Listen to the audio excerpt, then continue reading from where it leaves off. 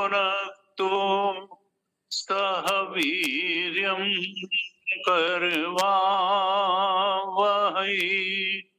तेजस्विनावधीतमस्तु मा विद्विषावहै। ओम शांति शांति शांति।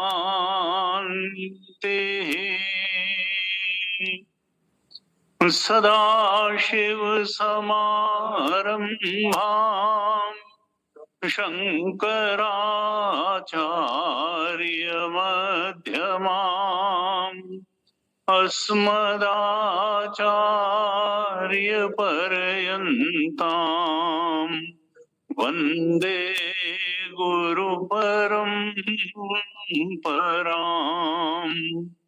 अज्ञानतिमिरान्धस्य ज्ञानाञ्जनशलाकया चक्षुरुन्मीलितं येन तस्मै श्री गुरवे नमः। तस्मै श्री गुरवे नमः।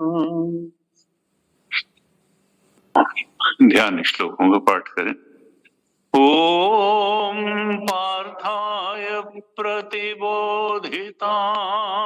भगवता नारायणेन स्वयं व्यासेन ग्रथितां पुराणमुनिना मध्ये महाभारतम् अद्वैतामृतवर्षिणीं भगवतीं अष्टादशाध्यायिनीम् अम्ब त्वामनुसन्दधामि भगवद्गीते भवद्वेषिणीम्। नमोऽस्तु ते व्यासविशालबुद्धे पुल्लारविन्दायतपत्रनेत्र येन त्वया भारततैलपूर्ण प्रज्वालितो ज्ञानमयः प्रदीपः प्रपन्नपारिजाताय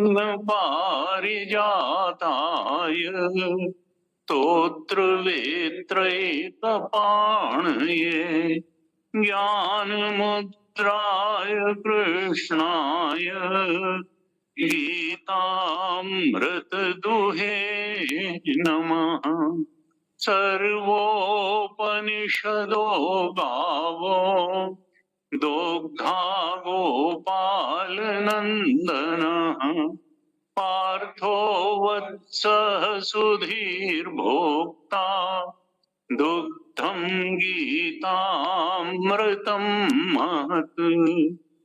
वसुदेवसुतं देवं कंसचाणूरमर्दनम् देवकी परमानन्दम् कृष्णं वन्दे जगद्गुरुम्। कृष्णं वन्दे जगद्गुरुम्।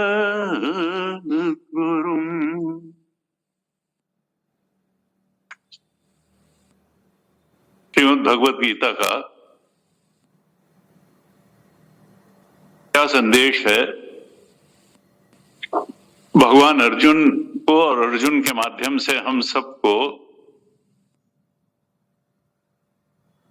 क्या बताने का प्रयास कर रहे हैं, जीवन का क्या लक्ष्य बता रहे हैं, उस लक्ष्य को प्राप्त करने का मार्ग क्या बता रहे हैं, इसी के बारे में हम चर्चा कर रहे हैं। 4 दिनों की चर्चा हो चुकी है और 3 दिन की बची है, आजकल परसों। तो हमने मुख्य रूप से क्या देखा कि भगवान का जो संदेश है वो देखो, हम अज्ञानी ही पैदा होते हैं, लेकिन हमें प्रयास पूरा करना चाहिए कि हम जब इस दुनिया को छोड़ें तो ज्ञानी बनकर के छोड़ें, क्योंकि ज्ञान जो है बंधन का कारण होता है। वेदांत का एक सिद्धांत है कि अज्ञान बंधन का कारण है और अध्यास सर्व अनर्थ का कारण। अध्यास, भगवान शंकराचार्य ने ब्रह्मसूत्र पर जब भाष्य लिखा, कहा देखो, अध्यास सर्व अनर्थ हेतु हो, अध्यास सर्व अनर्थ का कारण है। अब अज्ञान और अध्यास में अंतर क्या है? फिर रस्सी और सांप का उदाहरण आएगा, आत्मा और जगत का उदाहरण आएगा, वो तो दार्ष्टान्त हो जाएगा। आत्मा और जगत, आत्मा और जीव। तो रस्सी को रस्सी ना पहचान पाना ये अज्ञान है। अज्ञान के कारण परिस्थिति जैसी है हम उसको वैसी नहीं देख पाते, चीजें जैसी हैं उनको वैसी नहीं देख पाते, और हम बिल्कुल जड़ तो है नहीं, दीवाल तो है नहीं, हमें थोड़ा ज्ञान तो है ही है। अज्ञान का मतलब ये नहीं है कि टोटल इग्नोरेंस, यानी कुछ तो हमारी बुद्धि ज्ञानमान है ही है, अल्पज्ञ है वो बात अलग है, अज्ञ तो नहीं है। भगवान अगर सर्वज्ञ है तो जीव अल्पज्ञ है, थोड़ा तो वो समझ सकता है, जान सकता है। तो फिर जब रस्सी को रस्सी नहीं पहचान पा रहा है और देख तो रहा है, तो फिर उसको कुछ और करके देखता है। तब उसको कभी सांप करके देखता है, कभी माला करके देखता है, कभी भूछिद्र करके देखता है, कभी डंडा करके देखता है, कभी जलधारा करके देखता है। जैसी माना स्थिति है, जैसी वासना है, उसको वैसी करके देख लेता है, और उसको कुछ और देखना, इसको कहते हैं अध्यास। अधिष्ठान यानी जो रस्सी, जो वास्तव में चीज यहां है, वास्तव में उसको न देख पाना, ये तो अज्ञान है, और उसको कुछ और करके देख लेना ये अध्यास है। इसी को मांडुक्य कारिका में कहा नॉन एप्रीहेंशन ऑफ ट्रुथ और miss apprehension of truth. Non apprehension of truth क्या है कि जो चीज है वहां रस्सी है, रस्सी को न पहचान पाना, नॉन एप्रीहेंशन ऑफ ट्रुथ, और फिर उसको सांप करके पहचान लेना, मिस एप्रीहेंशन ऑफ ट्रुथ। तो अज्ञान बंधन का कारण होता है जो चीज। अब इसको दार्ष्टान्त में अगर घटाएं तो हम हैं तो ब्रह्म स्वरूप, हम हैं तो आत्म स्वरूप, हम हैं तो ओंकार स्वरूप, लेकिन ये वासना या अज्ञान के कारण हम अपने को आत्म स्वरूप नहीं पहचान पाते हैं। नॉन एप्रीहेंशन, क्योंकि चेतन के टुकड़े किए नहीं जा सकते हैं, आकाश के ही टुकड़े नहीं किए जा सकते हैं, तो फिर चेतन के टुकड़े कहां से किए? वो तो और ज्यादा सूक्ष्म है और ज्यादा। लेकिन चूंकि वासनाओं के कारण, इच्छाओं के कारण, अज्ञान के कारण पड़ जाता है हमारी ज्ञान शक्ति पर, तो हम अपने चेतन को ब्रह्म स्वरूप, यद्यपि वो है ब्रह्म स्वरूप, लेकिन हम उसको, और सत्स्वरूप भी है और आनंद स्वरूप भी है, लेकिन ना हम उसको ब्रह्म स्वरूप पहचान पाते हैं, ना हम उसको सत्स्वरूप पहचान पाते हैं, और न ज्ञान स्वरूप पहचान पाते हैं। तो क्या होता है कि हम उसको क्या पहचानते हैं? जीव बन के, परसीवर, वो आत्मा हमको बॉडी माइंड इंटेलेक्ट के रूप में अनुभव में आता है, परसीवर फीलर थिंकर के रूप में अनुभव में आता है, और बाहर जगत या ऑब्जेक्ट इमोशन थॉट्स के रूप में अनुभव में आता है। ये है अध्यास। अज्ञान है वी, कारण शरीर जो हमारा है, अज्ञान, वासना, इच्छा, और बीएमआई हमारा बी क्या है? फिजिकल बॉडी है, माइंड इंटेलेक्ट हमारा सटल बॉडी है, सूक्ष्म शरीर है, और ये जीव है, परसीवर फीलर थिंकर, ओईटी संसार है। तो हम इस झमेले में पड़े रहते हैं, और जबकि ये सब अज्ञान का प्रक्षेपण मात्र है। एक व्यक्ति की इच्छाएं उसके संसार का निर्माण करती हैं और समष्टि जीवों की इच्छाएं इस समष्टि जगत सृष्टि का निर्माण करती हैं। समष्टि जगत की इच्छाएं समष्टि का निर्माण करती हैं। मैं कहीं पढ़ रहा था, गुरुदेव ने जब पहली बार दिल्ली में, उसके पहले पूना में किया था, लेकिन एक लंबा ज्ञान यज्ञ किया दिल्ली में सन 53 में। सन 52 में तो 52 में तो चिन्मय मिशन की स्थापना ही हुई। 53 में उन्होंने सितंबर से लेकर के दिसंबर तक एक लंबा दीर्घ ज्ञान यज्ञ किया और उसका टॉपिक था मांडूक्य उपनिषद और मांडूक्य कारिका, जो कि वेदांत का क्लाइमेक्स का ग्रंथ कहा जाता है। जातवाद का उसमें प्रतिपादन किया गया है। और जब वो समापन पर था, वो चल रहा था, उस बीच तपोवन जी महाराज से उनका, अब टेलीफोन तो था नहीं, मोबाइल था नहीं, तो पत्राचार ही होता होगा। तो इससे लगता है कि कोई ये नहीं कि वो पढ़ करके चले आए थे, तो वो अपने गुरु के संपर्क में नहीं थे। नवंबर में जब तपोवन जी महाराज को मालूम हुआ कि भाई हमारा शिष्य स्वामी चिन्मयानंद वो ज्ञान यज्ञ कर रहा है दिल्ली में, और लंबा ज्ञान यज्ञ और मांडूक्य कारिका जैसी उपनिषद पे कर रहा है, तो उन्होंने एक पत्र लिखा जो कि गूगल पे अवेलेबल भी है, चिन्मय आर्काइव्स में, उनकी हैंड राइटिंग में। और उसमें उन्होंने गुरुदेव स्वामी चिन्मयानंद जी को थोड़ा सा आशीर्वाद रूप में भी कुछ लिखा, और थोड़ा उनका जैसा बोध प्राप्त संत तपोवन जी महाराज का, तो वो कभी भी परम सत्य से नीचे के दर्जे की तो कोई लाइन लिखेंगे ही नहीं, क्योंकि जिसको हथेली पे रखे आंवले की तरीके से ये सृष्टि का सत्य दिखाई दे रहा है, वो अध्यास पूर्ण दृष्टि से तो देखेंगे नहीं ना। उनके यहाँ अज्ञान की कोई बात है ना अध्यास की कोई बात है। तो उन्होंने क्या लिखा, momentary objects are momentary objects of unreal world cannot give us eternal bliss।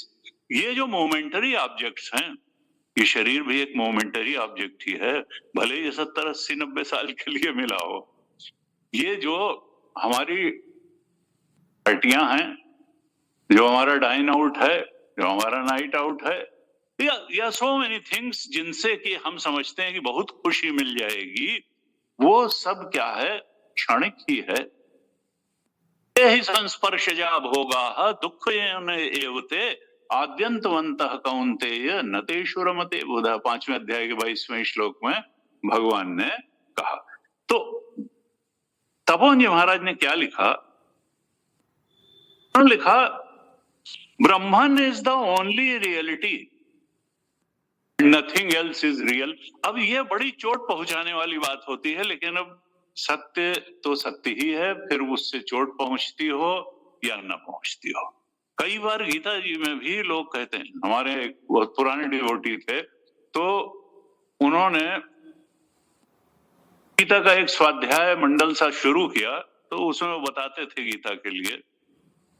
उन्होंने एक दिन मुझसे कहा कि आप हमारे यहाँ 2-3 लोग आते हैं जिन्होंने मुझसे कहा कि क्या गीता में जो लिखा है वो सब सही है, क्या गीता में जो लिखा है वो सब सही ही लिखा है। तो मैंने कहा देखो, ये जो है, अगर उड़िया बाबा से किसी ने ये प्रश्न किया होता, एक बार किसी ने किया कि तो संतों का तो बड़ा विचित्र होता है, क्योंकि उनको चीजें इतनी स्पष्ट दिखाई देती हैं कि फिर वो बिल्कुल सीधा सीधा अगर प्रश्न करोगे तो सीधा ही सीधा उत्तर दे देते हैं। उनसे किसी ने कहा कि महाराज ये बताइए, ये दुनिया क्या भगवान ने बनाई? तो उन्होंने कहा नहीं तो क्या तुम्हारे चाचा ने बनाई? नहीं तो क्या तुम्हारे चाचा ने बनाई? तो मैंने कहा अगर उड़िया बाबा से पूछा होता कि गीता में क्या जो लिखा है वो सब सही लिखा है, तो यही कहते नहीं तुम जो कह रहे हो वो सब सही है, गीता में कहाँ जो सही लिखा हुआ है? गीता तो चलते फिरते आदमी द्वारा कही गई, तुम हो महापुरुष, तुम जो समझते हो, सुनते हो, कहते हो वो सब सही है, गीता में कहाँ सही है? तो कई बार हम समझ नहीं पाते कि हम किस स्तर की बात को चैलेंज कर रहे हैं, क्या कर रहे हैं, हम कहाँ खड़े हैं। कोई महापुरुष जो है सत्यदर्शी, सत्यान्वेषी, सत्य में स्थित कहाँ खड़ा है। तो गुरुदेव अब ये गौड़पादाचार्य जी ने कहा, मांडुक्य उपनिषद कह रहा है, तपोवन जी महाराज जैसे संत कह रहे हैं कि देखो Brahman is the only reality, nothing else is real, all the. और उसके बाद देखिए ये सब हमारी धारणा, हम समझते हैं हम सत्य में जी रहे हैं, लेकिन उपनिषद कहता है, गीता कहती है तुम सत्य में नहीं, तुम अज्ञान और अध्यास को सत्य मान करके जी रहे हो। आगे क्या लिखा उन्होंने, तपोवन जी महाराज ने, कि all the universe consisting of this overshining sun, moon and stars is a dream, a long dream. ये क्या है? वही जो तुलसीदास जी ने लिखा कि झूठा सत्य जाहि बिनु जाने, जिम भुजंग बिनु रज पहचाने, जे जाने जग जाए हेराई, जागे जथा सपन भ्रम जाई।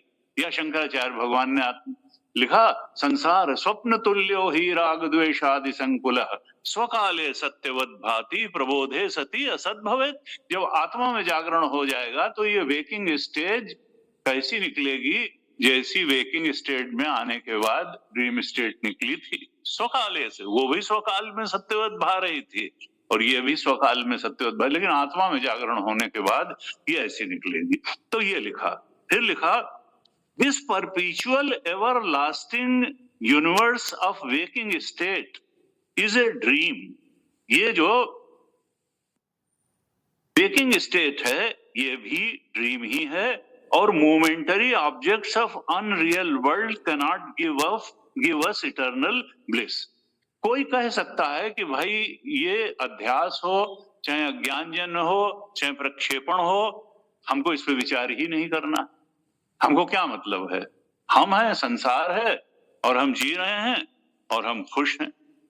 उनका तुम झूठ बोलते हो। अगर खुश होना इतना आसान होता तो गीता कभी न तो गीता सबसे ज्यादा बिकने वाली पुस्तक न होती संसार की। खुशी ही तो नहीं हो, तुम खुशी का जामा पहने बैठे हो, तुम खुशी का दिखावा करते हुए बैठे हो। खुश होना इतना आसान नहीं है। Momentary objects of unreal world can not give us eternal bliss, क्योंकि हमको जिस आनंद की तलाश है, शाश्वत आनंद की तलाश है, परपीचुअल ब्लिस की तलाश है, वो इन इंद्रियों द्वारा इन संसार के ऑब्जेक्ट इमोशन थॉट्स से नहीं दिया जा सकता है।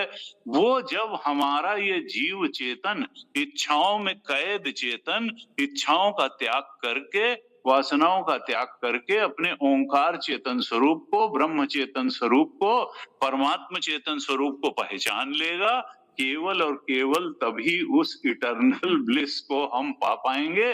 और इसी को पा लेने को मुक्ति कहते हैं, और यही मानव मात्र का लक्ष्य है। तपोवन जी महाराज ने लिखा, इटर्नल ब्लिस इज ब्रह्मन। ये जो ओंकार या ब्रह्म ऊपर बीएमआई चार्ट में है, यही इटर्नल ब्लिस है। तो क्योंकि ये किसी चीज का आनंद नहीं है, कॉफी पीने का आनंद नहीं है, सैंडविच खाने का आनंद नहीं है, ये नाचने गाने का आनंद नहीं है, ये हैप्पीनेस ऑफ समथिंग नहीं है, ये हैप्पीनेस इटसेल्फ है, ये ब्लिस इटसेल्फ है, आनंद मात्र है। ये किसी चीज का आनंद नहीं है, ये स्वरूप है, आनंद स्वरूप है, आनंद मात्र है। ये किसी चीज का ज्ञान नहीं है कि फिजिक्स का ज्ञान है, केमिस्ट्री का ज्ञान है, आर्किटेक्चर का ज्ञान है, इसका ना, ये ज्ञान मात्र है। इसके ज्ञान से लाभान्वित होकर के तो बुद्धि ज्ञानवती बनती है और थोड़ा बहुत ज्ञान इस वर्ल्ड का पाती है। तो वो आनंद मात्र है, वो ज्ञान मात्र है, और वो सत्य मात्र है, या कहते हैं सन मात्र है। वो ट्रुथ इटसेल्फ है, नॉलेज इटसेल्फ है, और हैप्पीनेस इटसेल्फ है, ब्लिस इटसेल्फ है। जब तक, और वो हमारा स्वरूप है, नहीं तो ज्ञान से ना प्राप्त होता है, वो हमारा स्वरूप ही है। हम असल में वही हैं, इग्नोरेंस के कारण हम उससे अलग हैं, और अध्यास के कारण हम जागृत अवस्था में और स्वप्न अवस्था में कष्ट उठा रहे हैं, क्योंकि हमने ये दृढ़ मान्यता बना ली कि जितनी इच्छाएं पूरी हो जाएंगी उतनी सुखी हो जाएंगे।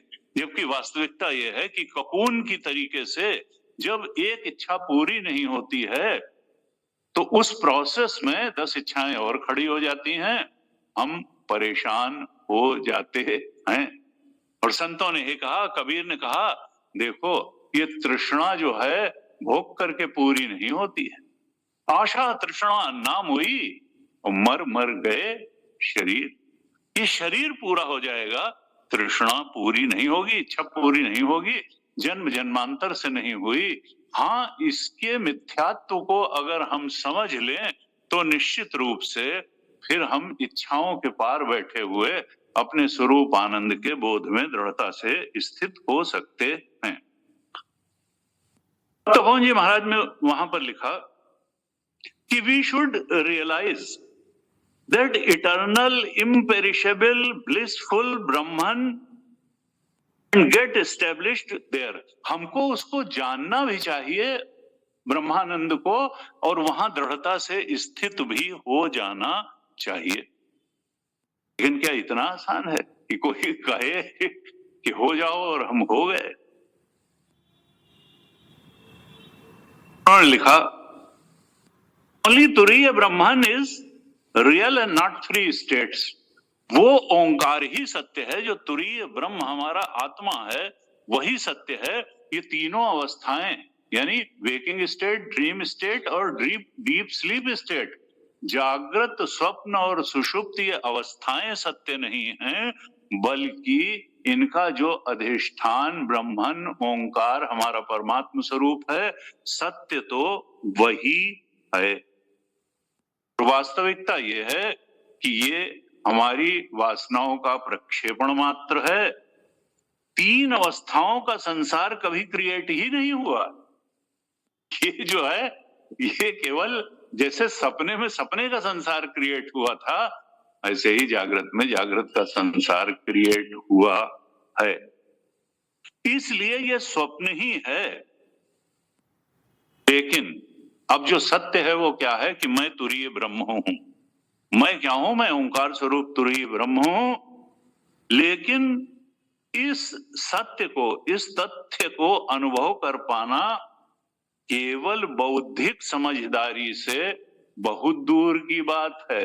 देखिए, अब वो साधना के पक्ष पर आ रहे हैं कि केवल ये बात किताब में पढ़ लेने से, गुरु के मुख से सुन लेने से कि मैं ओंकार स्वरूप हूं और मैं वासना नहीं हूं, मैं 3 शरीर नहीं हूं, कारण शरीर, स्थूल शरीर, या मैं पंचकोश नहीं हूं, या 3 ये अवस्था त्रय के परे हूं, ये केवल सुन लेने से और समझ लेने से बौद्धिक रूप से उस बोध में हम नहीं स्थित हो पाएंगे।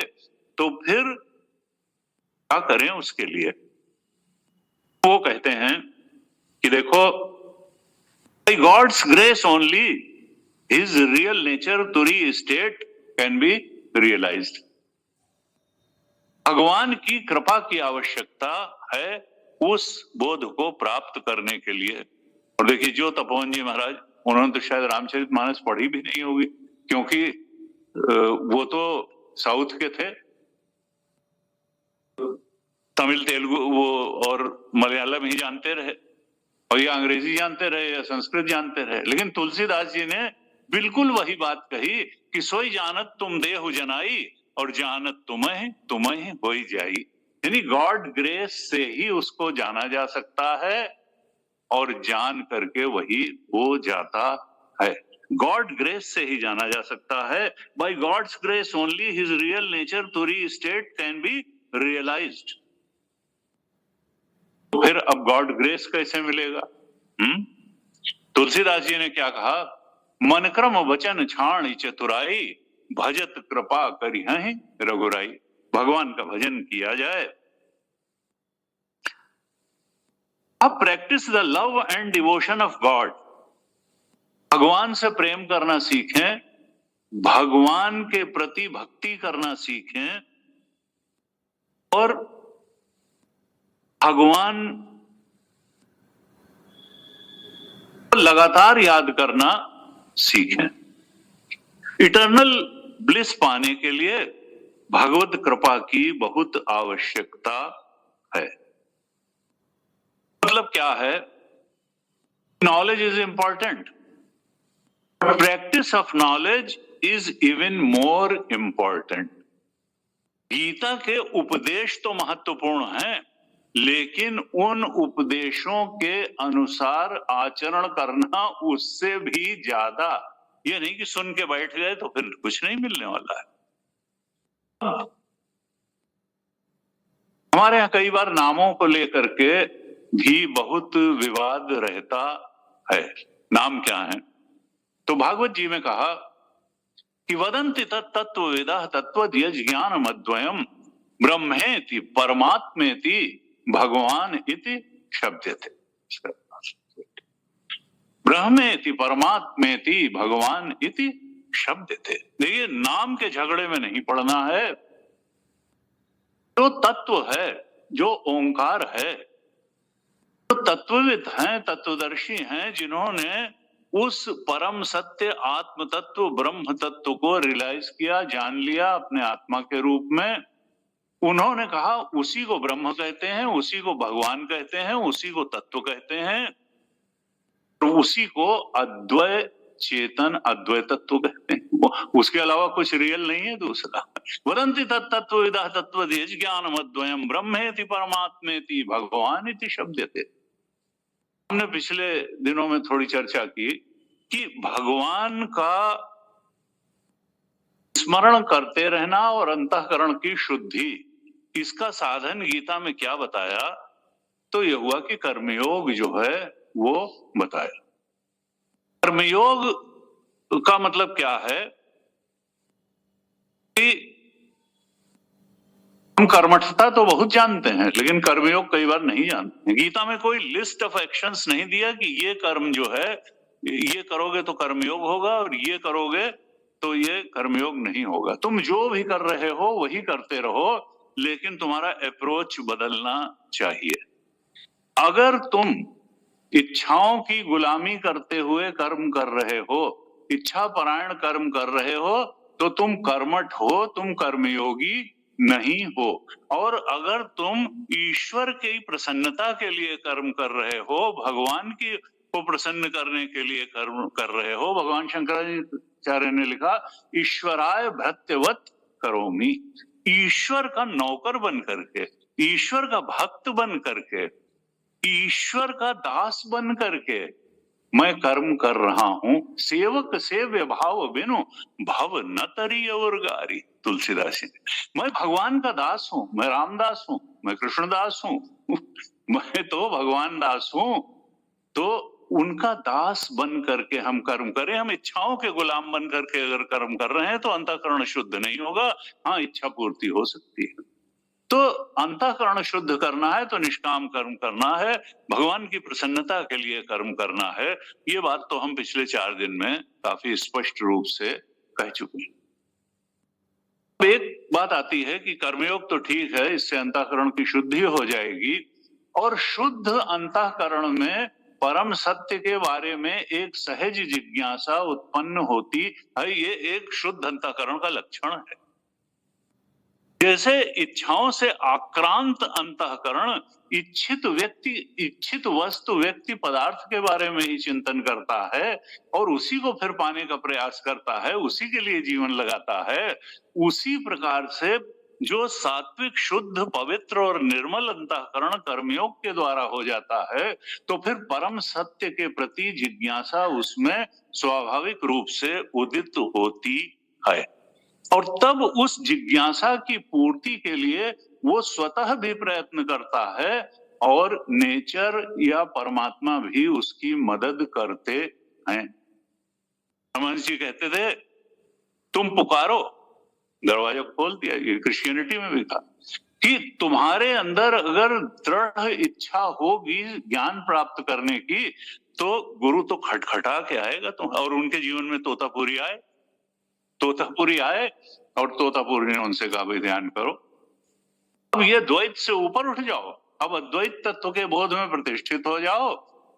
अब बहुत हो गया द्वैत। तो बहरहाल, तो यहां पर तो गुरु जी भी कई बार कहते हैं स्वामी तेजबहान जी कि देखो, लोग मेरे पास आते हैं, कहते हैं कि सच्चे गुरु को कैसे पहचाने, उनके लक्षण बता दीजिए। कोई नहीं आता पूछने कि ये बताइए कि सच्चे शिष्य का लक्षण क्या होता है, तो उन लक्षणों को थोड़ा हम अपने अंदर उतार करके सच्चे शिष्य बन जाएं। उनका खराब गुरु को आज तक जो अधिकारी शिष्य नहीं है उसको अच्छा गुरु नहीं मिलेगा, और अगर आप अधिकारी शिष्य हैं तो अधिकारित्व के अनुसार आपको गुरु मिल जाएगा। कभी अच्छे शिष्य को खराब गुरु नहीं मिला और कभी खराब शिष्य को अच्छा। ये आपका अधिकारित्व है, आप उसी स्तर के गुरु को आकर्षित कर लेंगे। ये प्रकृति की व्यवस्था है, ये परमात्मा की व्यवस्था है। आपके लिए सब कुछ इंतजाम यहाँ करके रखा गया है। एक से एक पतन का भी इस संसार में इंतजाम है, और आत्मबोध और ब्रह्मबोध की पराकाष्ठा तक पहुंचने के लिए भी इसी संसार में सद्गुरु भी उपलब्ध है, सदशास्त्र भी उपलब्ध है, और यहीं पर सत्संग भी उपलब्ध है। बढ़िया बढ़िया आश्रम है, बढ़िया बढ़िया सद्गुरु हैं, बढ़िया बढ़िया शास्त्र हैं, और ये सुविधा केवल मनुष्य को उपलब्ध है और किसी प्राणी को उपलब्ध नहीं है। इसीलिए बार बार शास्त्रों में नरतम सन नहीं कौनि उदेही जीव चराचर जाचत जेही स्वर्ग नर्क अपवर्ग निसेनी ज्ञान विराग भगति शुभ देनी। इस मनुष्य शरीर से स्वर्ग भी जाया जा सकता है, मोक्ष भी प्राप्त किया जा सकता है, और अगर खराब कर्म करें तो नरक जैसी परिस्थितियां यहां भी बन सकती हैं और शरीर छूटने के बाद भी। इसके समान कोई देह नहीं है। देवता भी तरसते हैं क्योंकि वो भी भोग योनि है, वहां मोक्ष की संभावना है। देवता मुक्त नहीं है, हमसे ज्यादा कुछ पुण्य होंगे तो उनके पास भोग सामग्री ज्यादा है, लेकिन यह है कि मुक्त नहीं है। मनुष्य तो मुक्त भी हो सकता। एक तो कहा कि भाई इस जीवन का तुम उपयोग करो। भगवान यही चाह रहे हैं गीता में कि मनुष्य इस जीवन का सबसे अच्छा उपयोग कर ले, और वो क्या उपयोग है? अपने स्वरूप बोध की तरफ बढ़े, मुक्ति की तरफ बढ़े। जो अन्यथा रूपों को उसने अपना रूप मान रखा है, उनसे आसक्ति का त्याग करके और वो वहां बढ़े जो उसका वास्तविक स्वरूप है। दो शब्द बार बार गीता में आते हैं, संगम त्यक्त्वा फलम चैव। संग का त्याग करो। हे अर्जुन, साधक का वर्ण क्या होना चाहिए? संग का त्याग और फलासक्ति। संग का मतलब क्या है? इच्छाओं की पूर्ति से सुख मिल जाएगा, इस भ्रांति का त्याग करो। इच्छाओं से आसक्ति का, क्योंकि हम कर्म जो करते हैं तो इच्छाओं की प्रेरणा से ही तो करते हैं। भगवान शंकराचार्य 3 शब्द एक साथ लिखते हैं, अविद्या कामना कर्म। क्योंकि आनंद स्वरूप आत्मा का ज्ञान है, इसलिए हमको आनंद की कामना होती है, और फिर वो आनंद पूरा करने के लिए हम प्रयास कहां करते हैं? जहां हमको दिखाई देता है। दिखाई तो बाहर देता है। परांची खानी वितरणत स्वयं भूत अस्मात् परांग पश्यति नान्तरात्मन कश्चित् धीरः प्रत्यगात्मानमैक्षत आवृत्त चक्षु अमृतत्वम इच्छन्। उपनिषद में कहा कि ये भगवान ने इंद्रियां ऐसी बनाई कि अंदर तो देखती नहीं है, बाहर ही देखती हैं। अब जहां दिखेगा वहीं तो आदमी ढूंढेगा। उसको चाहिए तो सुख, उसको आनंद चाहिए, उसे सुख चाहिए, दिखता है बाहर तो बाहर ही ढूंढता है। परांची खानी, खाने वाले इंद्रियां। लेकिन कोई होता है जो सदशास्त्र और सदगुरु की कृपा से बाहर से आंखें बंद कर लेता है और भीतर देखना शुरू करता है। कश्चित् धीरः प्रत्यगात्मानम इच्छत, अंतरात्मा को देखना शुरू कर देता है। आवृत्त चक्षु, बाहर से चक्षु बंद करता है, भीतर के पट खोल रे तो और वो फिर अंदर अंदर खोजते खोजते फिर वो पा जाता है। भगवान गीता जी में कहते हैं कि देखो, बाहर से जो कर्म योग है, अंदर से वही भक्ति योग नहीं। कई लोग कहते हैं कि दो ही तो योग बताया, कर्म योग बताया और ज्ञान योग बताया, तो ये भक्ति योग की इतनी जगह भक्ति योग कहां चला गया? कहते हैं देखो, गुरु जी हमारे बहुत जोर देते थे कि जो बाहर से कर्मयोग है वो अंदर से भक्ति योग है। क्योंकि अगर हम भक्त का हृदय नहीं रखेंगे तो हम ईश्वर के नौकर बन के कर्म करेंगे। क्यों? जिसकी ईश्वर में आस्था नहीं है, जिसकी ईश्वर की कृपा में आस्था नहीं है, जिसको ईश्वर की सर्व सामर्थ्य में आस्था नहीं है, जो ईश्वर को सर्वज्ञ, सर्वशक्ति और सर्वव्यापक मानने को तैयार नहीं है, जो ऑमनी प्रेजेंट, ऑमनी पोटेंट और ऑमनिशिएंट मानने को तैयार नहीं है, वो फिर ईश्वर की गुलामी करते हुए कर्म करेगा ही क्यों? इसलिए कर्मयोगी वही होगा जो अंदर से बहुत गहरा भक्त होगा। भक्ति योग में गहराई से समाहित हुआ जो साधक है वही साधक कर्मयोगी बन सकता है। इसलिए जो अंदर से भक्ति योग है वही बाहर से कर्म योग है। आप लोगों को हमने पुस्तक दी थी, कर्मयोग के लिए एक बड़ा सुंदर श्लोक आया है, 3 अध्याय के 19वें श्लोक में। हम थोड़ा इसको देखते हैं। भगवान कहते हैं 3:19 में, तस्माद् असक्तः सततम कार्यम कर्म समाचर। देखो, लिप्त होकर के कार्य मत करो, आसक्ति छोड़ करके कर्म करो। यानी अहंकार और स्वार्थपूर्ण इच्छाओं को कर्म तो करना होगा, लोक संग्रह का कर्म करना होगा। लोक संग्रह का मतलब लोगों की जो प्रवृत्ति परमात्मा से उल्टी दिशा में हो गई है उसको फिर से परमात्मा बोध की दिशा में मोड़ने के लिए कर्म करना। उनके जीवन में जिस बात से सुख शांति आए उधर उनको बढ़ाना। 19वें श्लोक में 3:19 में कहते हैं, तस्मात् असक्तः सततम कार्यम कर्म समाचर। जो तुम्हारे लिए कर्तव्य कर्म है, नियत कर्म है, वही करो। Don't waste your time. जो तुम्हारी परिस्थितियां हैं उसमें जो सबसे अच्छी बात तुम कर सकते हो वो करो, लेकिन इच्छाओं को पूरी करने के लिए नहीं। इच्छाओं से के बजाय भगवान की प्रसन्नता के लिए करो। इच्छाओं से दूरी बना के इच्छाओं की गुलामी करते हुए और फल की आसक्ति रखते हुए मत करो। फल जो आएगा वो प्रसाद बुद्धि से ग्रहण करना और बाकी जो है संसार में बहने देना। तुम्हारी आवश्यकताएं ही कितनी है।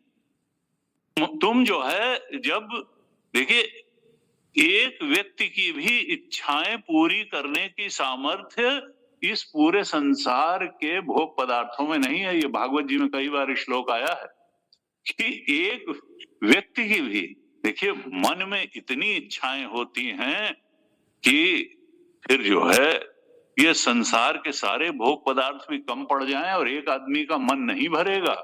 और आवश्यकताएं कितनी कम होती हैं।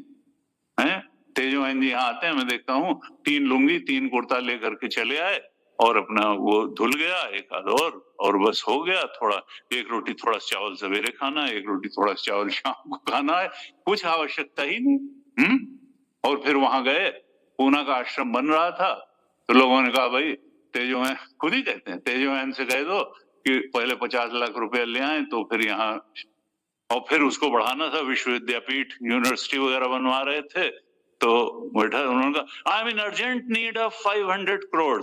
तो एक तरफ उनकी क्षमता कितनी, और वो हो जाएगा क्योंकि अमेरिका विदेशों से बहुत पैसा आ जाता है। तो एक तरफ उनकी क्षमता क्या है कि अगले 6 महीने में 500 करोड़ उनको ले लेना है क्योंकि उसकी स्थापना होनी है यूनिवर्सिटी की। और दूसरी तरफ दिन में 3 रोटी 4 रोटी भी शायद ही खाते हैं और 3-4 जोड़ी कपड़े, वो भी सामान्य बिल्कुल। तो आवश्यकताएं तो व्यक्ति की, और ऐसा नहीं है कि वो संतुष्ट नहीं है, कि सुखी नहीं है, कि तृप्त नहीं है, कि शांत नहीं है, वो सब कुछ है। ये एक बहुत बड़ा इल्यूजन है कि happiness is directly proportional to the money earned. ना, ऐसा कुछ नहीं कि जिसके पास ज्यादा पैसा है वो सुखी ज्यादा है। बल्कि शंकराचार्य भगवान ने तो लिख दिया, अर्थ अनर्थ है भावय नित्यम। ये अर्थ तो अनर्थ है, भाई भाई में झगड़ा करा दे। ना नास्ति ततः सुखलेशः सत्यम, उसमें कोई सुख नहीं है। धन की केवल इतनी है कि नहीं दरिद्र सम दुख जग माही, दरिद्रता को दूर करने के लिए तो धन की आवश्यकता है, लेकिन अगर सुख पाना है तो तुलसी बाबा ने लिखा कि संत मिलन सम सुख जग नाही। उसके लिए आपको सत्संग में जाना पड़ेगा, शास्त्र की शरण में जाना पड़ेगा, सच्चे संत की शरण में जाना पड़ेगा। आपको अपनी दृष्टि बदलनी होगी और तब शांति तो आपका स्वरूप है, सुख तो आपका स्वरूप है।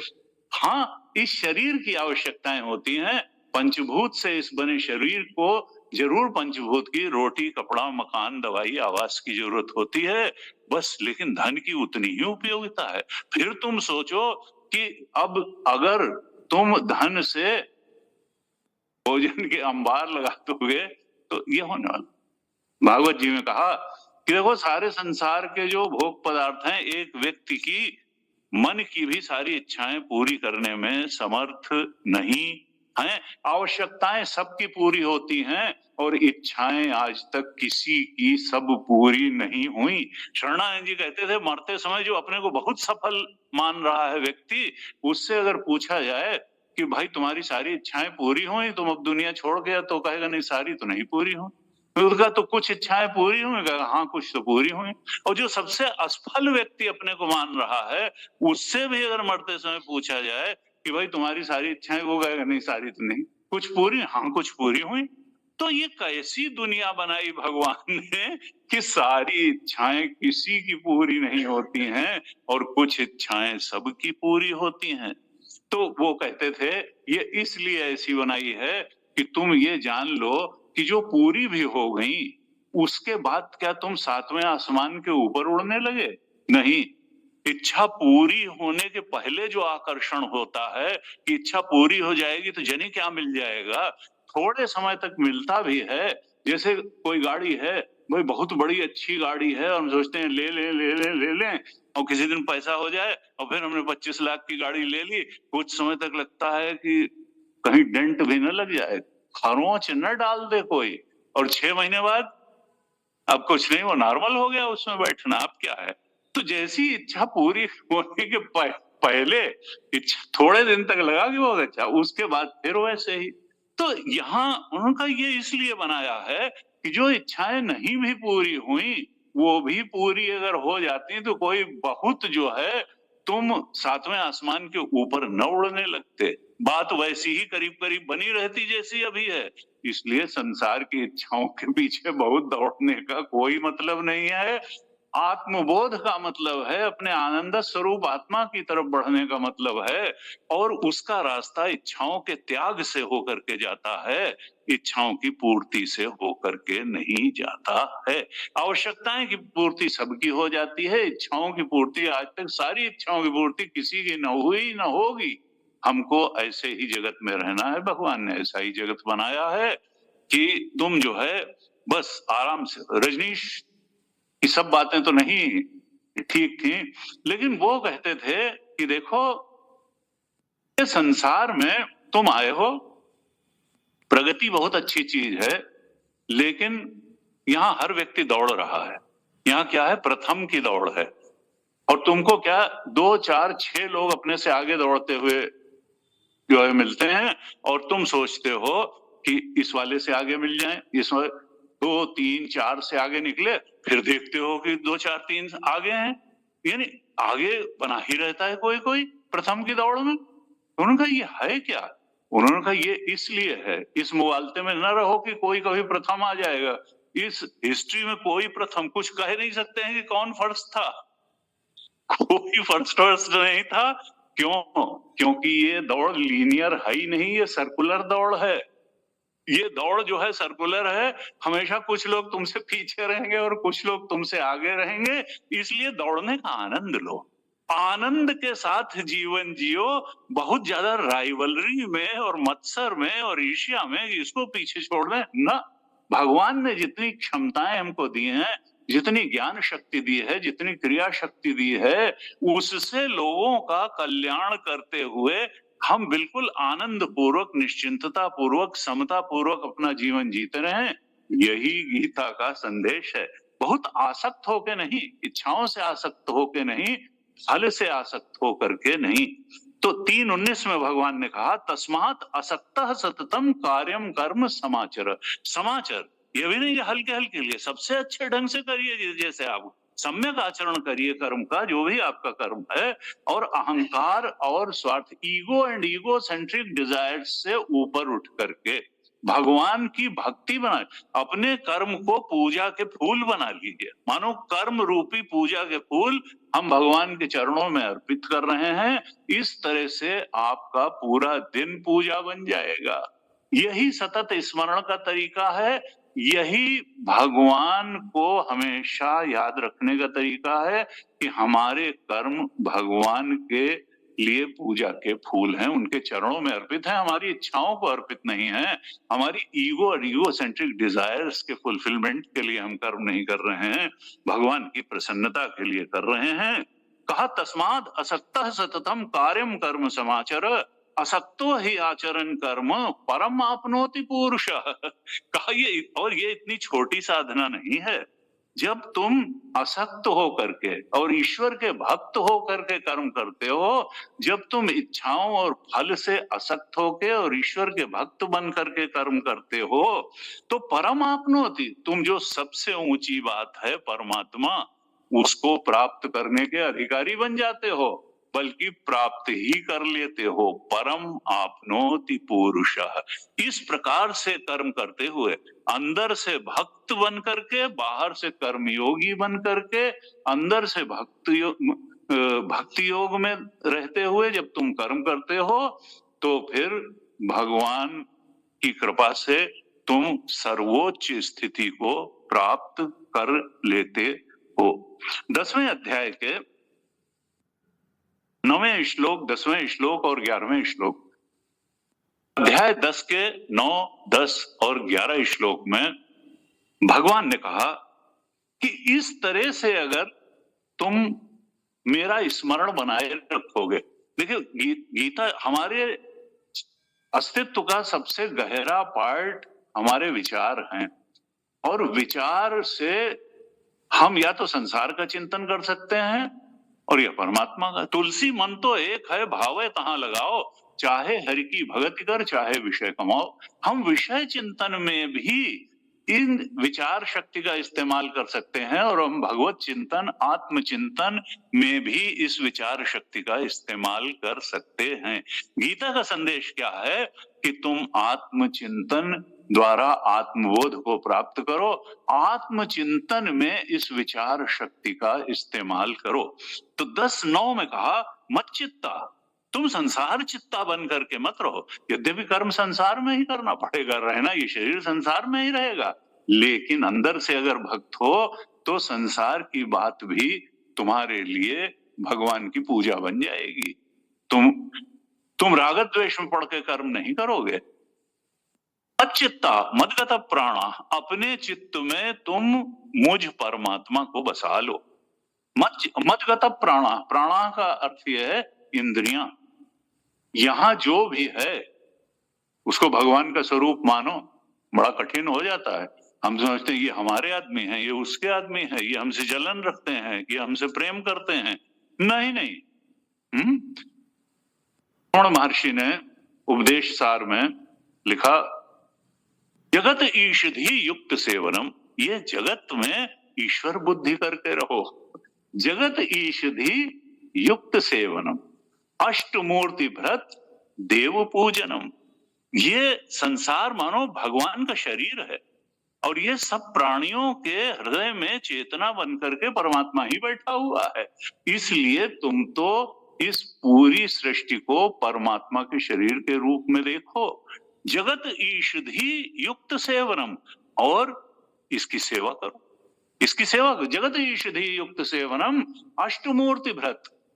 कहा देखो ये 8 मूर्तियों वाला जगत है। कहा सूरज भी भगवान का ही प्रतीक है, चंद्रमा भी भगवान का प्रतीक है, और ये सारे जो प्राणी हैं ये सब परमात्मा का ही रूप है। क्योंकि देखिए वासनाएं जो है व्यक्ति को अपना पराया राग द्वेष, अनुकूल प्रतिकूल, इन सब में घसीट देती हैं। हृदय से तो व्यक्ति अच्छा ही है। गुरु जी कहते थे देखो, अब तुम सड़क पे चले जा रहे हो और अचानक सामने तुम्हारे कोई व्यक्ति चला जा रहा है और कहीं कोई पत्थर पड़ा हुआ है और उसकी जो है उसका पैर उसमें लग गया और वो गिरने को हो गया, तो कोई ये कमेटी नहीं बैठाता है कि इसकी मदद करें कि ना करें, ये ठीक आदमी है कि नहीं। एकदम से हाथ बढ़ता है कि इसको गिरने से रोक लें। इसका मतलब क्या है कि मनुष्य की सहज वृत्ति सहायता करने की ही है, दूसरे के कष्ट के निवारण की ही है। सहज वृत्ति व्यक्ति की जो है, ये तो तमाम स्वार्थ जब आड़े आ जाते हैं, राइवलरीज आड़े आ जाती हैं, तब फिर व्यक्ति जो है बड़ा देख समझ करके करता है। नहीं तो सहज वृत्ति यही है कि हम भी सुखी रहें और दूसरे भी सुखी रहें, दूसरे भी कष्ट में न रहें। वहां पे रमण महर्षि भगवान ने कहा कि जगत ईषधि युक्त सेवनम अष्टमूर्ति भ्रत देव पूजन। ये देव पूजन है, संसार की सेवा भगवान की ही सेवा है। यहां भगवान ने कहा 10:9 में कहा मत चित्ता मदगत प्राणा। प्राणा का मतलब इंद्रियां। अपनी इंद्रियों को भी मुझ में लगाओ, अपने चित्त या विचार भावनाओं को भी मुझे समर्पित करो और बोध है अंतः पर मेरी चर्चा करो, एक दूसरे से मेरी चर्चा करो। केवल संसार चर्चा ही क्यों करते हो? कथयन्तश्च माम नित्यम, रोज रोज मेरी बात सुनो और मेरी बात करो। तुष्यन्ति च रमन्ति च, और कोई औपचारिक ढंग से मत करो कि भाई ये भगवान ने गीता में कहा है तो अब करना है, ऊब ऊब के करना है। नहीं नहीं, उसमें संतोष प्राप्त करो और रमण प्राप्त करो। जैसे हम संसार की बहुत सारी चीजों में राग द्वेष की रमण प्राप्त, ऐसे ही भगवत चर्चा में जब रमण हो तो फिर जो है और संतोष प्राप्त हो। गुरु जी कहते थे कि देखो, आध्यात्मिक उन्नति का मतलब क्या है कि हमारे रमण का केंद्र बदल करके ऊपर उठता चला जाना चाहिए। अब वो रमण का केंद्र क्या है? जहां हमें सुख मिलता है वहीं तो हम रमण करते हैं। और गीता में 3 तरीके के सुख बताए हैं। एक तो तमोगुणी सुख, प्रमाद, निद्रा, आलस्य, जैसे नशे का सुख है, जो कि हमारी सेंसेस को, हमारी विवेक बुद्धि को डल कर देता है। वो सबसे नीचे स्तर का सुख बताया, तमोगुणी सुख। उसके ऊपर क्या है? रजोगुणी सुख है। रजोगुणी सुख संसार में ये मिल जाए, वो मिल जाए, ये मिल जाए, ये आ जाए, तो रजोगुण है। सुख संगेन और कहा कि देखो कर्म में लगा दे, बहुत ज्यादा वर्कोहलिक बना देता है रजोगुण। और उसके ऊपर है सात्विक सुख। सात्विक सुख क्या है कि सहज सुख के साथ बांधता है, विषय निरपेक्ष सुख के साथ बांधता है। जैसे ध्यान का सुख है, सत्संग का सुख है, गीता के स्वाध्याय का सुख है, उपनिषद के श्रवण का स्वाध्याय का सुख है, भगवत चिंतन का सुख है, पूजा का सुख है, ध्यान का सुख है। ये कहा सात्विक, विषय निरपेक्ष सुख। और इसमें रोज रोज बढ़ोतरी होती जाती है, लेकिन अभ्यास की जरूरत होती है।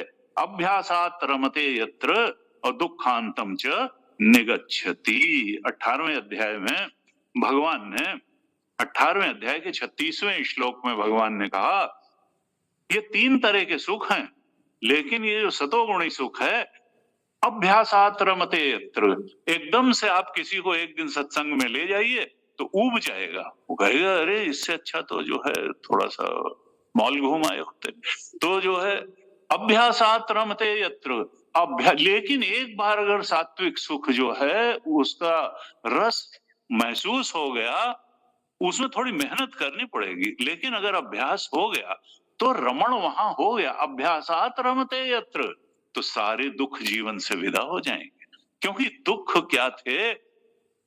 जो चीज बहुत सुखद नहीं, उसके पीछे भ्रम के कारण भागने से ही तो सारे दुख आ रहे थे, विक्षेप आ रहा था। तो ये जो है, हम रमण का केंद्र हमारे बढ़ता। अगर हम अभी तमोगुण के स्तर पर सुख लेने के, तो हम उससे रजोगुण ज्यादा अच्छा है। गुरुदेव कहते थे बहुत तमोगुणी व्यक्ति है, कुछ करना ही नहीं चाह रहा है, तो उसको चाहिए कि कुछ करे, चाहे धन के आकर्षण में करे, चाहे जिस आकर्षण में करे, लेकिन करे तो जड़ता तो उसकी टूटे, तमोगुण टूटे, तो वो जो है रजोगुणी सुख उसके लिए बड़ा कल्याणकारी होगा रजोगुणी सुख। और रजोगुणी सुख ही अगर अंतिम मान गए तो उसके लिए सतोगुणी सुख है। सतोगुणी सुख जब है तो उसके बाद सतोगुणी सुख में अपने आप में ये पावर होती है कि वो त्रिगुणातीत के सुख में, यानी ओंकार स्वरूप के सुख में, आत्म सुख में, स्वरूप सुख में उतार देता है। तो स्वरूप सुख के बाद तो कुछ है ही नहीं। तो 10वें अध्याय के 9वें श्लोक में कहा, मच्चित्ता मद्गत प्राणाः बोधयन्तः परस्परम कथयन्तश्च माम नित्यम तुष्यन्ति च रमन्ति च। और फिर 10 में कहते हैं, इस तरह से तेषाम सतत युक्तानाम भजताम प्रीति पूर्वकम। वो जो सतत युक्त है मुझसे, कैसे? अंदर से भक्ति योग है, कर्म को पूजा के फूल बना लिया, बाहर से कर्मयोगी है, अंदर से वो भक्त है। तो इस तरह से जो मुझसे नित्य जुड़ा हुआ है। देखिए गीता में ये 2 शब्द बार बार आते हैं, उसमें 10 मिनट और 15 मिनट की पूजा की बात गीताकार कृष्ण नहीं कहते हैं, बार बार कहते हैं, तेषाम नित्याभियुक्तानाम योगक्षेमं वहम अनन्य चेताः सततम यो माम स्मरति नित्यशः तस्याहं सुलभः पार्थ नित्ययुक्तस्य योगिनः। हमेशा नित्यता और सातत्य की बात करते हैं गीताकार भगवान कृष्ण, और अनन्य चिंतन की बात करते हैं। हमेशा जुड़े रहें। क्यों? तो कहते साहब हमेशा कहते हमको काम तो करना है। गुरु जी कहते तुम दफ्तर जाते हो सवेरे, कितने बजे पहुंचते हो? 10 बजे पहुंच जाते हैं। और काम कब करते हो? हाँ 5:30 भी बज जाता है, 6 भी बज जाता है। तो फिर क्या उतनी देर के लिए भूल जाते हो कि घर में हमारी पत्नी भी है और हमारे बच्चे भी हैं, और ये नौकरी हम किस लिए करने आए हैं? क्योंकि हमको परिवार पालना है। अब ये थोड़ा कि फाइल पे नोट लिखते समय भी तुम जो है अगर पत्नी और बच्चे की याद भूल थोड़ा जाएगी। उसी तरह से हमको काम करते समय ये मालूम रहना चाहिए, और उसको तुम जान रहे हो कि ये नौकरी उनके लिए है और नौकरी से वो ज्यादा महत्वपूर्ण है, ये भी तुमको मालूम है। ये भी तुमको तो ये मालूम होना चाहिए कि परमात्मा है, परमात्मा की पूजा है, परमात्मा की उपस्थिति है, परमात्मा की तरफ बढ़ना है, परमात्मा को पाना है, परमात्मा हमारा स्वरूप है, और उनके लिए ही हम संसार के सब काम कर रहे हैं। तुलसीदास जी ने कहा, मनियत सब ही राम के नाते। हमको किसी से नहीं कहना कि हमारा तुम्हारा संबंध नहीं है, लेकिन सबसे हमारा संबंध राम जी के नाते से है। मनियत सब ही राम के नाते। क्योंकि हमारा प्रभु से संबंध है, और प्रभु सबके हृदय निवासी है, इसलिए सबसे संबंध है। प्रभु को प्रसन्न करना है सबको। कहा तेषाम सतत युक्तानाम, जो हमेशा मुझसे जुड़े रहते हैं और मेरा भजन करते रहते हैं, स्मरण करते रहते हैं। कैसे? मैकेनिकली नहीं, प्रीति पूर्वकम। यानी उनके हृदय में जब मेरा स्मरण आता है तो एक प्रेम रस उत्पन्न हो जाता है। भजताम प्रीति पूर्वकम। कहा ददामी, उनके ऊपर मैं कृपा क्या करता हूं? ददामी बुद्धि योगम तम, उनकी बुद्धि को मैं इतना शुद्ध, पवित्र, निर्मल और सात्विक बना देता हूं, उनको मैं बुद्धि योग दे देता हूं। यानी मुझसे जुड़ने लायक और मुझ में रमण करने लायक बुद्धि उनको मैं दे देता हूं। ददामी बुद्धि योगम तम येन माम उपयांति ते, जिससे अब केवल वो संसार के पदार्थ, प्राणी, परिस्थितियां ही नहीं प्राप्त करते हैं, वो मुझ परमात्मा कृष्ण को प्राप्त कर लेते हैं। येन माम उपयांति ते, वो अपने स्वरूप को, ओंकार स्वरूप को, आत्म स्वरूप को, ब्रह्म स्वरूप को प्राप्त कर लेते हैं। पर अगर बाय द वे न कर पाए तब फिर मैं क्या करता हूं? क्योंकि जब तक हम परमात्मा को पकड़ने के चक्कर में रहते हैं तो हो सकता है वो छिटक भी जाएं, लेकिन जब भगवान हमको पकड़ते हैं तो उनकी पकड़ बहुत मजबूत होती है, फिर हम भाग के नहीं जा सकते हैं। तो कहते हैं कि अगर ये ना हो तो फिर 11वां श्लोक बहुत ही अच्छा है। भगवान कहते हैं 10 अध्याय के 11वें श्लोक में, तेषामेवानुकंपार्थम, उन पर मैं अनुकंपा करने के लिए जो लेकिन सतत युक्ता नाम हो और भजताम प्रीति पूर्वकम हो, उन पर कृपा करने के लिए अनुकंपार्थम, अहम अज्ञानजम तमः, जो अज्ञान का अंधकार है जिसके कारण वो अध्यास को ही सत्य मान करके उसमें फंसे पड़े हुए थे, वही सुख दुख ढूंढ रहे थे, मैं अनुकंपा करके उनके अज्ञान जन्य अंधकार को नाशयामी, वो नाश कर देता हूं। यानी उनको सत्य सत्य दिखने लगता है, और जो अध्यास है अध्यास दिखने लगता है। संसार की कीमत भी उनको समझ में आ जाती है, शरीर की कीमत भी समझ में आ जाती है, भगवान की कीमत भी समझ में आ जाती है। सब कुछ उनको बिल्कुल साफ साफ दिखाई देने लगता है। क्यों? क्योंकि अज्ञान का अंधेरा अब छंट जाता है। मेरी कृपा करके मैं छांट देता हूं उनके अज्ञान के अंधेरे को।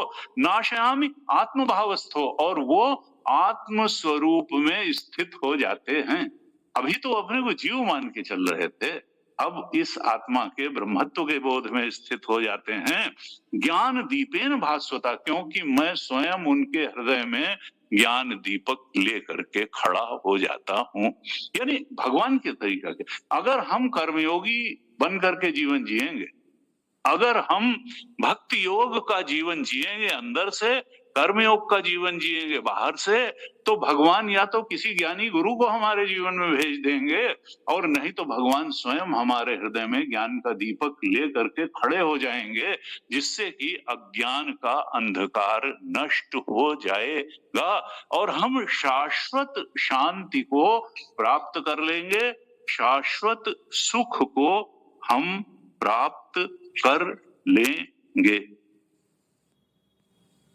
भगवान ने ऐसे कहा।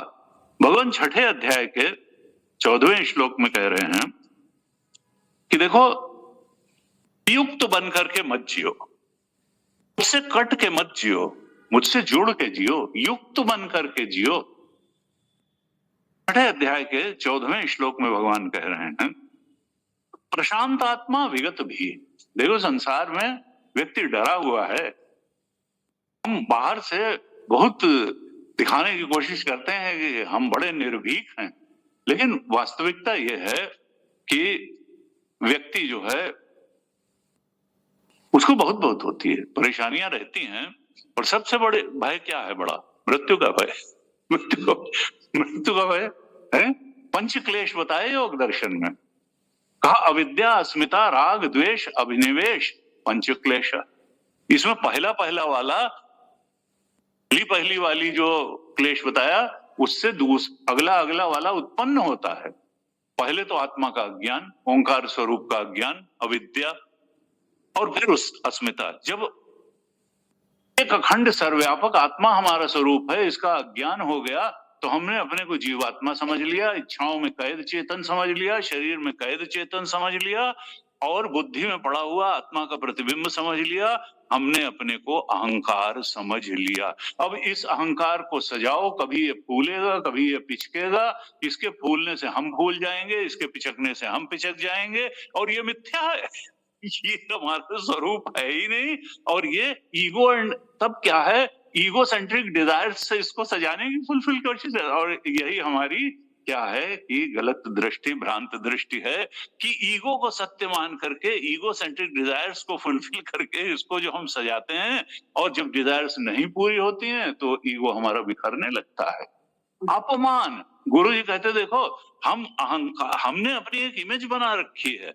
हम कहीं गए और उसने थोड़ा कम करके नाप दिया, जितना हमने अपने को नापा था, तो हम कहेंगे इसने अपमान कर दिया। और उसने थोड़ा बढ़ा के नाप दिया तो हमारा सम्मान कर दिया। तो उनका ये कहाँ सम्मान और अपमान? ईगो झूठा है, ईगो का कोई, आत्मा सत्य है। ये इच्छाओं में कैद चेतन सत्य है नहीं, तुम कहाँ अपमान? यथा मानापमान योग। गीता ने कहा देखो, शीतोष्ण सुख दुखेशु तथा मानापमान योग। ये जो है, शीत उष्ण को सहो, मान अपमान को सहो, हार जीत को सहो, समता में रहो। समत्वम योग उच्यते, समता में रहने को ही तो योग कहते हैं। तो यहाँ छठे अध्याय के 14वें श्लोक में कहा कि देखो, प्रशांत आत्मा, ये आत्मा तो शांत है, ये तुम्हारा जो जीवात्मा है यही भटकता है। प्रशांत आत्मा विगत भी। तुम डरो मत किसी चीज, मरोगे नहीं। जो जिंदा है वो मरेगा नहीं, और जो मरा है वो अभी भी जिंदा नहीं। ये शरीर तो पंचभूत का पिटारा है, आत्मा तो अजर अमर है।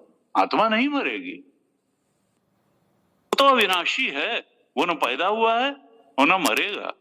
उसने बचपन को भी जाना, उसने युवावस्था को भी जाना, उसने अधेड़ावस्था को भी जाना। वो जानने वाला तत्व है, और जानने वाला तत्व जो है वो जानी जाने वाली चीज से बहुत अंतरंग होता है, बहुत व्यापक होता है, और वही हमारा स्वरूप है। हम जानी जाने वाली चीज नहीं है, और जानी जाने वाली चीज केवल स्किन के बाहर नहीं शुरू होती है। इस देह को भी हम जानते हैं, इसके बचपन जवानी बुढ़ापे को हमने जाना, हम भावनाओं को भी जानते हैं, हम विचारों को भी जानते हैं। विचार बहुत ज्यादा है, विचार कम है, विचार शत्रु का है, विचार मित्र का है, घर का है, बाजार का है।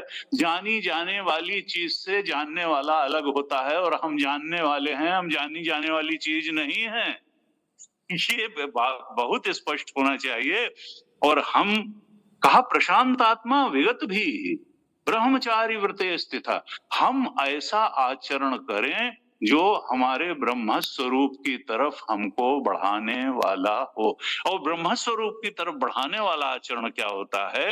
जिससे हमारे जीवन में आत्मज्ञान की वृद्धि होती हो, आत्मचिंतन की वृद्धि होती हो, भक्ति बढ़ती हो और वैराग्य बढ़ता हो।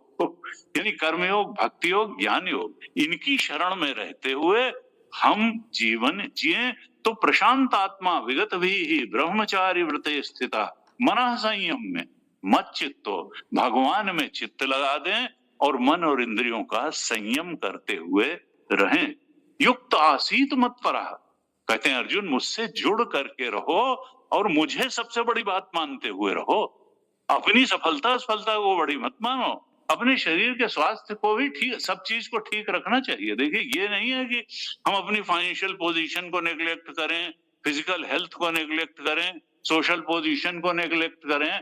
नहीं, अगर हमारे अंदर सद्बुद्धि है, विवेक बुद्धि है, तो हमको जीवन के हर फ्रंट को संभाल के रखना चाहिए। उसके लिए विवेकपूर्ण ढंग से कर्म करना चाहिए। लेकिन सबसे बड़ी चीज क्या है ये भी नहीं भूलना चाहिए। तो सबसे बड़ी चीज आत्मज्ञान है, सबसे बड़ी चीज आत्मबोध है। युक्त होकर के रहो, मुझसे वियुक्त होकर के न रहो। तुम सब कुछ भी पालोगे तो सब कुछ बिखर जाएगा, तुमको वो दृढ़ शांति नहीं मिलेगी। इसके बाद 15वें श्लोक में कहा, अध्याय के 15वें श्लोक में, युंजन एवं सदात्मानम योगी नियत मानसा। तो योगी है वो कौन है? नियत मानसा, जीते हुए मन वाला है। यानी इंद्रिय संयम उसने प्रयास पूर्वक किया है, मन का संयम उसने प्रयास पूर्वक किया है। नियत मानसा है, अनियत मानसा नहीं है कि जो मन में आया भाव है मन करो। तुम इंद्रियों ने जो कहा वही शुरू कर दिया, और मन में ने जो कहा तो मन का गुलाम बनकर, मनमत नहीं है, गुरुमत है और शास्त्र मत है, ऐसा है। नियत मानसा है और युंजन एवं सदा, हमेशा परमात्मा में अपनी बुद्धि को टिकाए रखने वाला है। युंजन एवं सदात्मानम, सदा ही परमात्मा में अपनी बुद्धि और मन को टिकाए रखने वाला है। और फिर उसका शुभ परिणाम क्या होता है कि शांतिम निर्वाण परमा, वो निर्वाण की परम शांति को प्राप्त करता है, आत्म शांति को प्राप्त करता है, स्वरूप शांति को प्राप्त करता है। और वही तो स्वरूप सुख भी है। अशांतस्य, गीता ने कहा अशांतस्य, जिसको अगर शांति ही नहीं है तो वो सुख कहां? शांतिम निर्वाण परमाम, वो मोक्ष परायणी, मोक्ष की शांति को प्राप्त करता है। मत संस्थाम, ऐसी शांति जो मुझ कृष्ण परमात्मा के अधीन है।